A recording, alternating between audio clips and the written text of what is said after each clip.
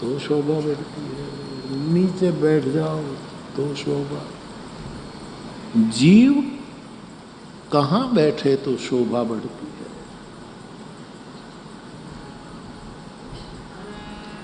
व्यासपीठ कहना चाहेगी कि हम कहीं भी बैठे, लेकिन दूसरे के अनुकूल होकर बैठे तो शोभा बढ़ेगी। चाहे वाम में बैठो, चाहे दक्षिण में बैठो, चाहे सन्मुख बैठो या पीछे बैठो या इस कोने उसके ने, दसों दिशा में। गोस्वामी जी कितने कितने सूक्ष्म रहस्यों का उद्घाटन करते हैं। इसलिए मानस का प्रत्येक शब्द ह्रस्व दीर्घ एवं महामंत्र का अंगभूत है।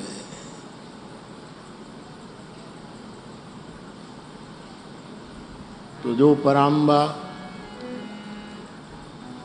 वाम भाग में बैठी हैं, फिर भी सबको अनुकूल है, किसी के प्रतिकूल नहीं है, इसलिए शोभती।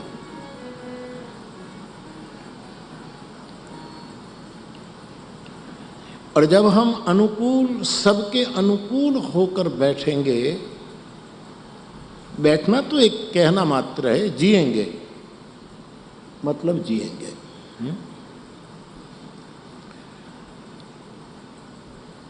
तो हमारे में भी इस आदि शक्ति की कुछ शक्ति अवतरण होने लगी। हम आदि शक्ति के प्रवाह को झील पाएंगे।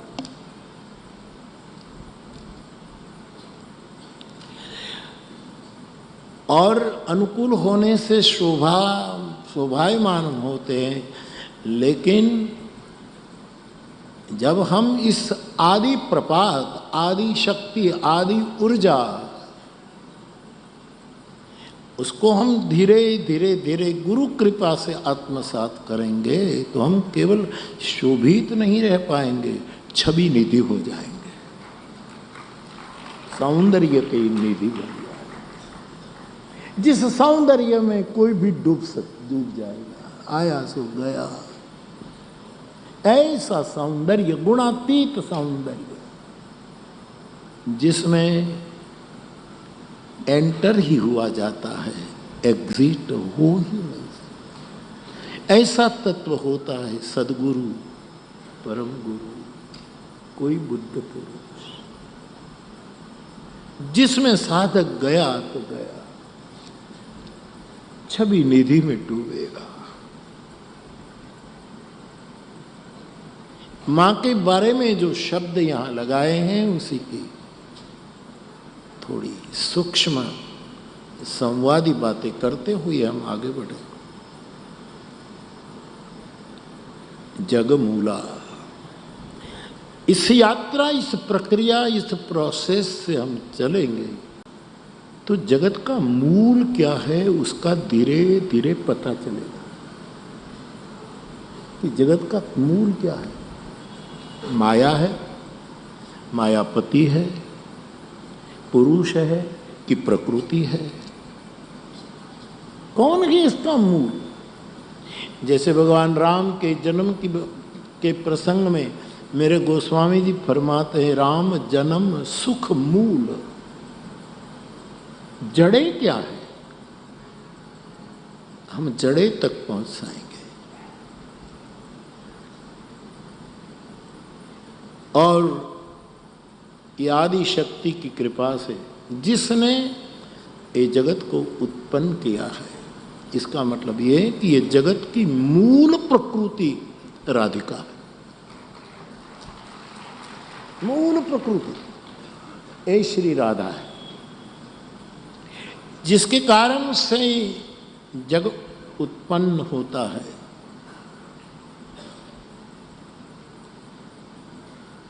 भगवान मनु शत्रुपा को कहते हैं, ऐसी मेरी आह्लादिनी शक्ति जो सबको अनुकूल रहकर सोह रही है, वो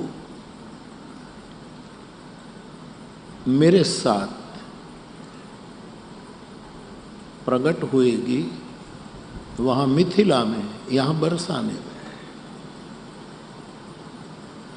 कल हम बैठे थे तो हमारे एक युवा शास्त्री बड़ी अच्छी बात कर रहे थे, मुझे अच्छा लगा कि यहाँ राधिका का काम क्या है, यहाँ क्या राधिका काम क्या करती है, उसका कार्य क्षेत्र क्या है।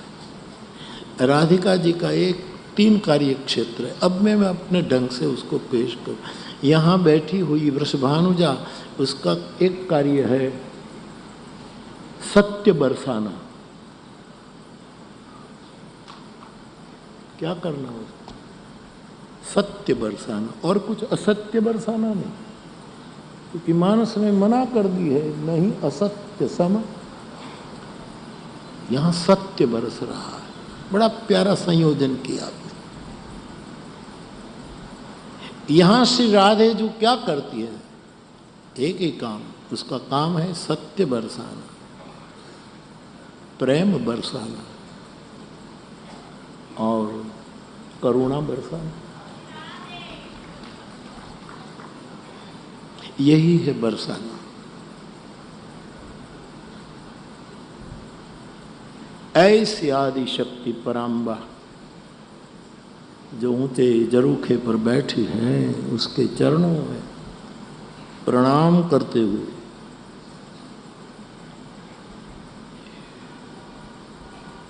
यहाँ की ब्रजमंडल की समस्त ऊर्जाओं को नमन करते हुए, शुद्ध हृदय से किसी भी ऊर्जाओं को आप याद करो तो वो ऊर्जा अशरीर रूप में तुम्हारे अगल बगल में घूमती रहती है। ऐसा तुम्हारे मुरारी बापू का अनुभव है।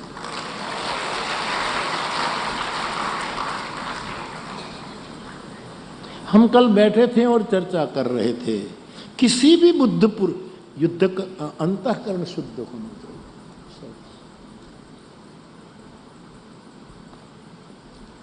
और अंतःकरण को नितांत शुद्ध रखना, ये बहुत बड़ी मुश्किल घटना है। मुझे मेरे एक युवक ने पूछा है, बापू कल आप कह रहे थे स्नेह, रति, राग, अनुराग, भाव, महाभाव, ये जो कुछ बातें हो रही थी कल संवाद में, तो उसके लिए कोई प्रयास चाहिए कि हम स्नेह से धीरे धीरे धीरे महाभाव तक कैसे पहुंचे। हमारी स्थिति उसमें एक शब्द में कल भूल, एक पड़ाव होता है मान। हम स्नेह से शुरू करते हैं, मान में रुक जाते हैं। मैं सुंदर, मैं विद्यावान, मैं गुणवान, मैं बुद्धिवान, और वहाँ रुक जाते हैं। इसलिए यात्रा तो स्नेह से हम कर पाएंगे, धीरे धीरे रति आदि आदि आदि आदि क्रम में जाएंगे, लेकिन मान रोक देता है। व्रजांगनाएं कृष्ण की बांसुरी के नाद के निमंत्रण से आ तो गई शरद की रात्रि में, लेकिन सुखदेव जी महाराज कहते विक्ष मानंच केशव, उसको मान हो गया कि कृष्ण हमको खास बुलाते हैं। हमारे सौंदर्य पर नंदलाल आकर्षित है, ये जो मान हो गया। और इसीलिए तंत्रे सुखदेव जी कहते तत्रेवांतर्धेयता, उसी समय कृष्ण कहीं गया नहीं, दिखता बंद, मान हमारी आंख फोड़ देता है, अंधा कर देता है नहीं, कम से कम सूरदास कर दिया। सूरदास हो जाए तो बहुत अच्छे कि उसको अंतर चक्षु मान आया कि यात्रा रुकी। राग, अनुराग, भाव, महाभाव, ये आचार्यों की अनुभूति के सब वर्णन है। मैं तो इतना ही कहूँगा कि इसके लिए प्रयत्न मत करना, पहला कदम उठा लेना। तुम द्रवीभूत होने लगो, फिर बाकी का काम गुरु कृपा करेगी, क्योंकि वो गति देगा तो मान पर हमारी रुकावट नहीं होगी। ईमान वाला, जो अभिमान वाला कि मैं सुंदर, मैं श्रीमंत, मैं बुद्धिमान, मैं फला, मैं बलवान, मैं जो जो जो हो, हमारी बीमारियां उससे ओवरटेक करा देगा।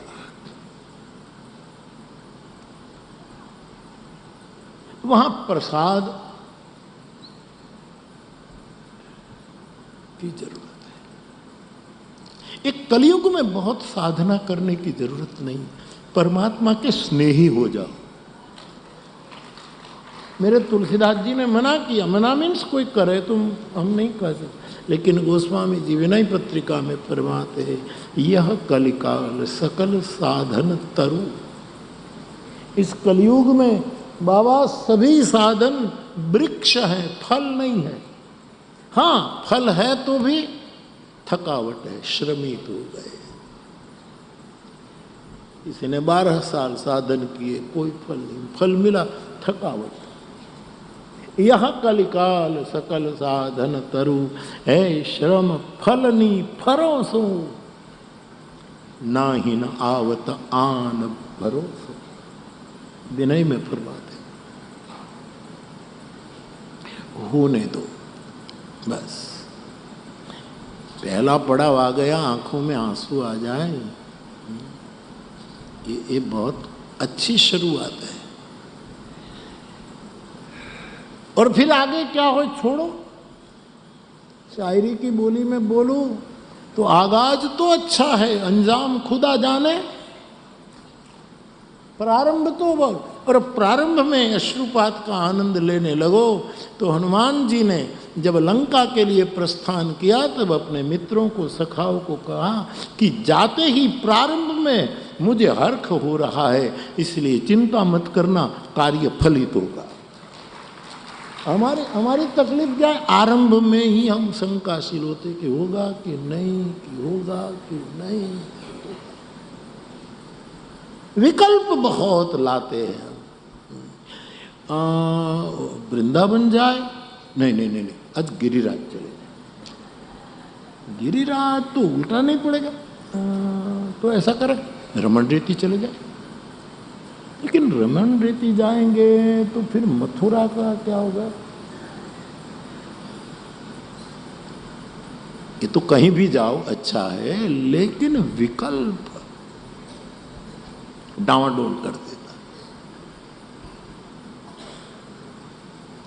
मेरे भाई बहन, स्नेह से हुई यात्रा को महाभाव तक हमारे प्रयास के कारण हम थक जाएंगे, हम थक जाएंगे। वो हमें पुश करे। और विकल्प नहीं होगा तो गति। मैं बारंबार मैं कहता रहता हूं कि ट्रेन ट्रैक पर रहे और भले धीरे चले, चलती रहे, तो कभी न कभी टर्मिनस आएगा। चलती रहनी चाहिए। और हमारे यहाँ कहते चलती का नाम गाड़ी, चलती रहनी चाहिए। और कोई विकार हमें हमारे ट्रैक पर से कहीं दूसरे ट्रैक पर डाल न दे, हमारे डिब्बे को, ये ध्यान रखना चाहिए। इसने काट देते डिब्बे को।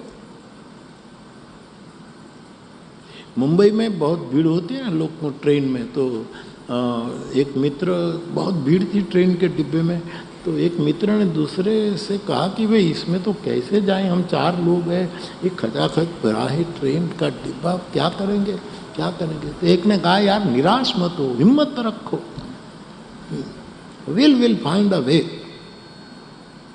हम बोले कैसे? लेकिन पूरा डब्बा हाँफ रहा है। बोले पहले मैं जाऊं, लेकिन क्या करेंगे, एक चींटी पैर न रख सके, इतना सब डिब्बे में। बोले तुम्हारे पास एक गिरदनी मुड़ी खुटे, शांति रहो। वो अंदर पला पकड़ करके डिब्बे में गया और कहा सांप सांप सांप, डिब्बे में सांप है, ऐसा चिल्लाने लगा।